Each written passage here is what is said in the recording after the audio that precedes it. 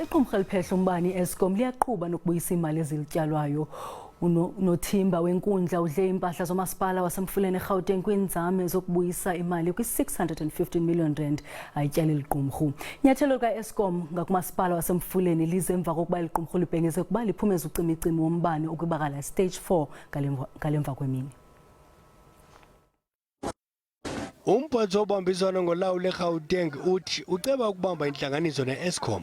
Kuthenjwa ukuba kuloo ntlanganiso kuza kuphunywa nesisombululo kwityala elingangeentaba elityalwa ngoomasipala eliqumrhu liphehla umbane. Umasipala waseMfuleni utyala iEskom i-R2.3 billion, mali leyo litsala nzima ukuyihlawula.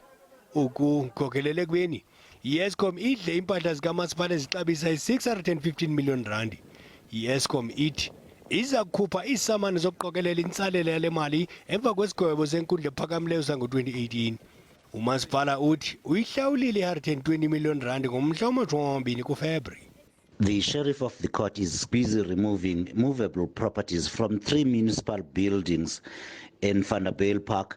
This is to enforce a court order granted by the Gauteng High Court to collect R615 million in unpaid debt to Eskom. iEskom ikhuphe ingxelo ngalemva kwemini yokuba ngenxa yamagingxigingxi kwiziko laEqumrhu uyabuya ucimi-cimi wombane ngebakala lika-stage 4. Izolo bekukho u-stage 1.